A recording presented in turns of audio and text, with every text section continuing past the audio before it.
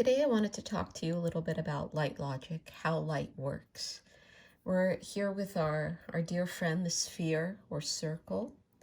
And what's really important about shading or doing any kind of value work in drawing is to always realize that the theory functions with this idea that there's a single light source shining on the objects.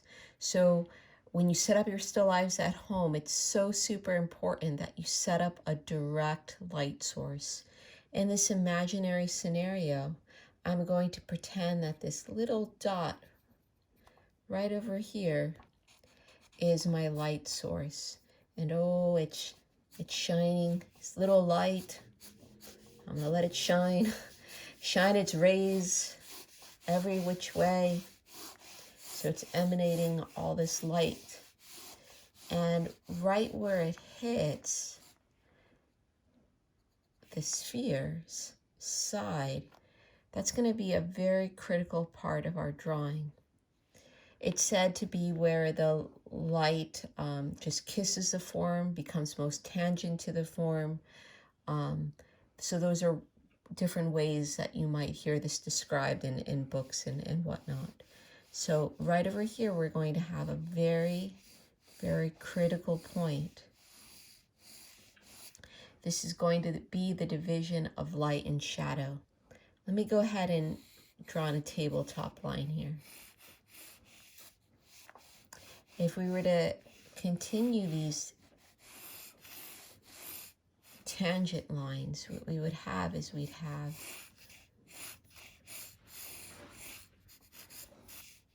the endpoints to our cast shadow. So this down below is called a cast shadow. And this is called a form shadow.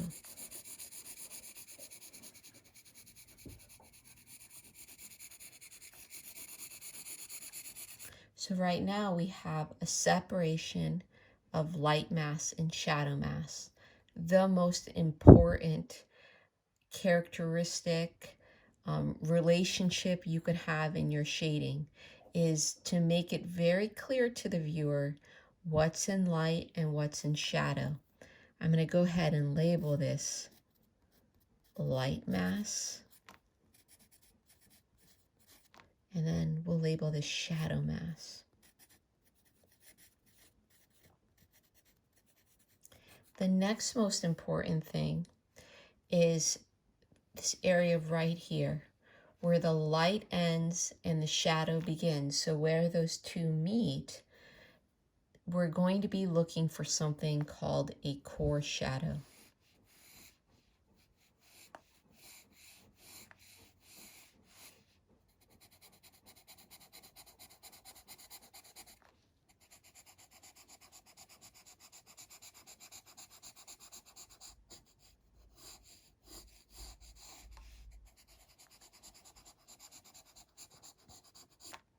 So this is my core shadow.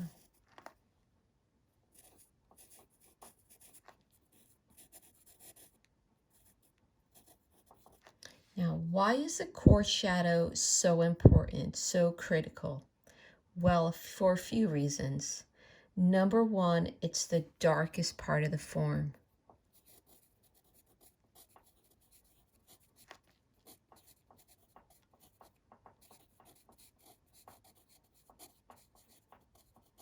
So when you look at your object, the darkest part of your object, you're going to look for the darkest part as being right here, where the light ends and the shadow begins.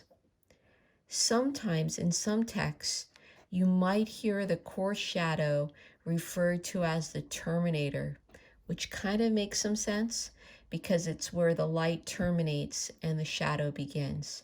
So we're looking for, again, the darkest part of the form is going to exist where the light ends and the shadow begins. Another reason the core shadow is so important or so critical is because it's a cross contour line of the form.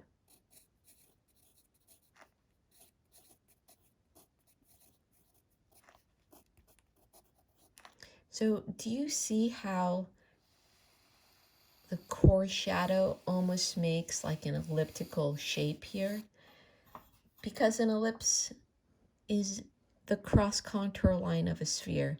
An ellipse is the cross contour line of a sphere. So just a little reminder of the power of cross contour lines. So remember, we can have two identical shapes. In one shape, we draw a cross contour line that's flat, and in the other identical shape, we draw a cross contour line that's round, and they're going to say remarkably different things. The one that's flat is going to say, hey, I'm flat.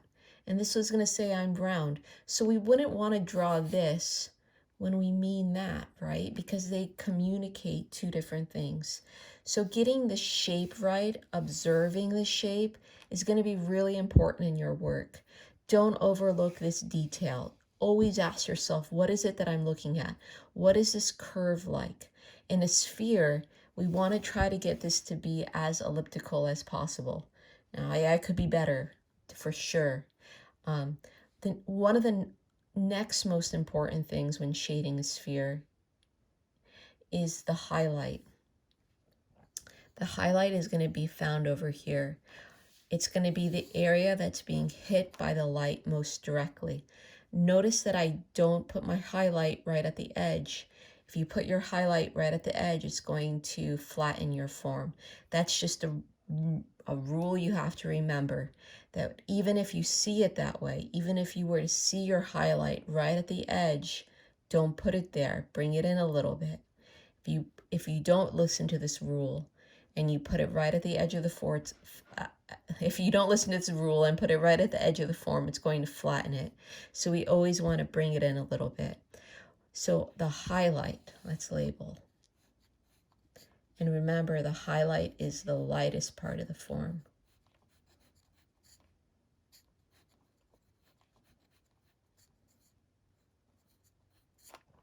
From the highlight to the core shadow, we're going to have many, many, many, many soft, slow value transitions, like a tiny, tiny gradient. That's going to make this look round.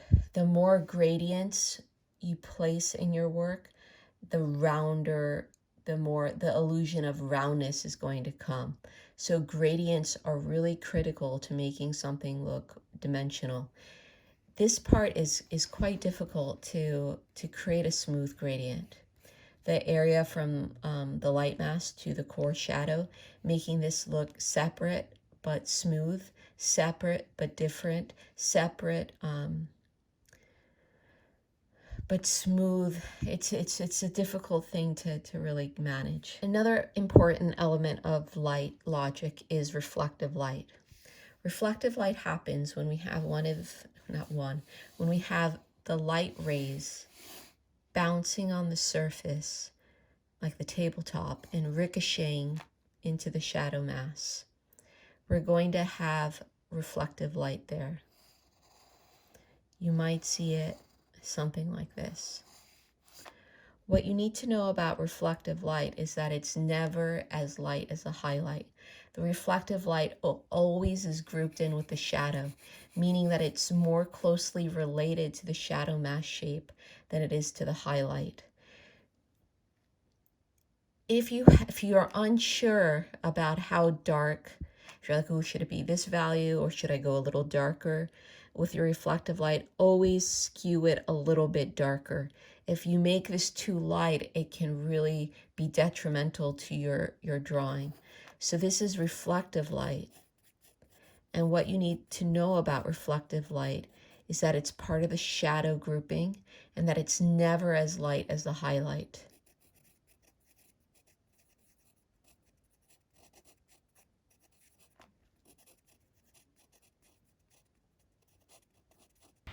If this were a painting class, we might talk about reflective color, which is really just reflective light, but in color. Look at how the light hits the tabletop, ricochets into the shadow of the pot, and is giving the shadow of the pot this beautiful red hue. What would happen if we changed the tabletop or changed the surroundings of the pot? How would the pot be affected? Isn't this remarkable? Look at the different color the pot is. The pot changed just by what we chose to surround it. The environment has a definite effect on how we perceive values. Keep that in mind. Underneath the sphere, we're going to have something called a pit shadow.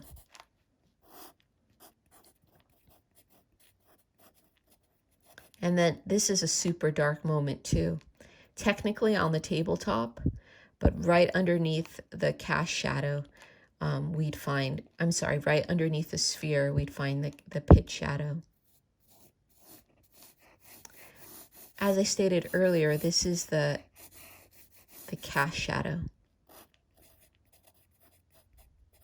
What you need to know about the cast shadow is that it's firmer where it's closer to the object, and it gets more fuzzy, blurred out, soft as it moves away from the object. So closer to the object, the edge is firmer. Further away from the object, the edge is more blurry.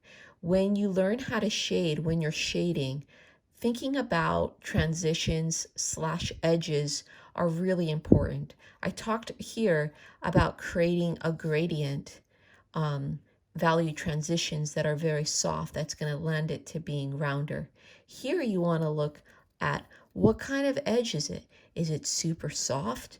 Is it a harder, crisper edge? Is there a kind of gradient that I'm seeing there? Is there more of a gradient here? How do these edges compare with each other? Comparison is really important when we shade. Now, in the cast shadow, I want you to really look at it. But what I notice when I do my cast shadows is that sometimes along the edge, it appears to get a little bit darker. And then in the middle, it tends to be a little bit lighter in the middle. It's important that you look and you see for yourself when you're observing the world. Ask yourself, what does it look like? But this is a tendency that I see quite often. I feel like it's so important for you to look for some kind of gradient in your cast shadow, because otherwise it's going to look like a flat shape. We want our cast shadows to almost feel ghost-like, to feel translucent. If you make it flat, it's going to have too much of a physical presence. It will look just like a flat shape. I want to now look at another simple shape, the rectangular prism or the box.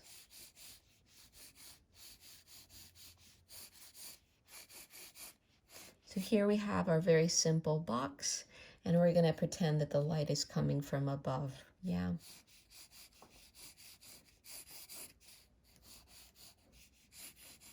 And here we have our cast shadow, the light source from above. What I would want to look is I would want to look to see what level or degree of shadow do each of the sides fall into. Which side is darker? Which side is lighter? Which is the lightest side? Which is the darkest side? Because I'm inventing this, I'm going to go ahead and make this side the darker side. Now, even if I got all of these values like super, super perfect, like it was very accurate, it's my rectangular prism, my box is still not going to seem three-dimensional. What I need to get is, I need to get in this law called the law of simultaneous contrast. I think I have space to write it down here.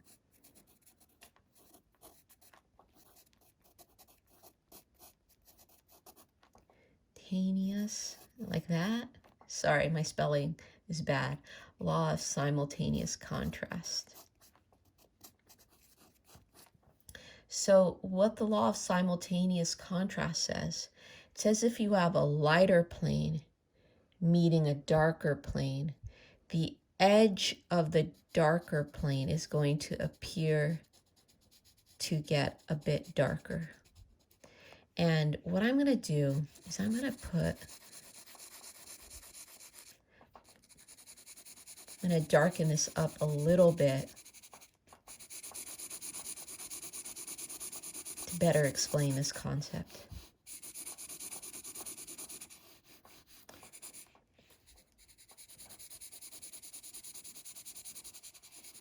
So we still have three values here, right? We have the lightest, medium, and darker value.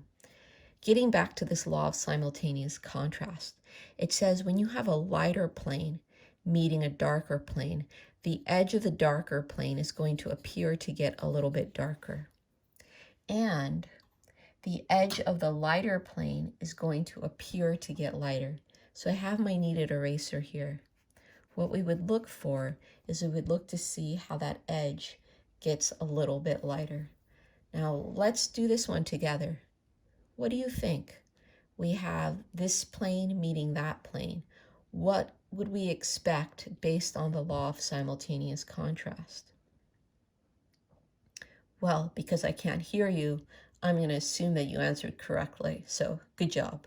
We have a darker plane meeting a lighter plane. So the edge of the darker plane is going to appear to get a little bit darker. And we have a lighter plane meeting a darker plane there. So the edge of the lighter plane is going to appear to get a little bit lighter. So that's the law of simultaneous contrast. Really important when you're drawing any box-like item to actively look for this. Now that you know about the law of simultaneous contrast, can you see it in this photograph? Look at the edge of the light plane as it meets the shadow plane. Can you see how it gets a little bit lighter? This may not be the easiest thing to see through a photograph. Look around you. Look at a hard edge. Look at the light plane meeting the shadow plane. Try to see the effect in real life. I have a little diagram / gesture drawing here of an egg to share with you. Notice that I started with an axis line. We're going to, again, imagine the light is coming from above. And the most important relationship is going to be the division of light and shadow.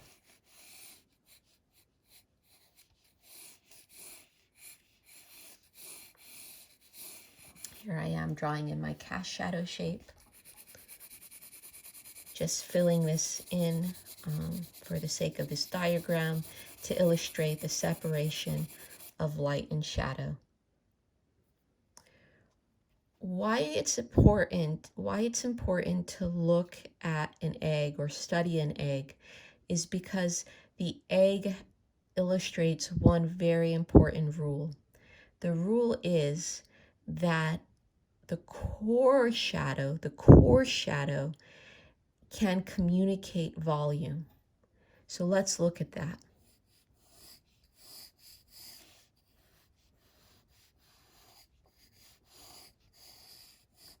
Notice that, and this is a diagram, but notice that where the volume is less, so here where the egg is smaller, more shallow, the core shadow is going to be smaller.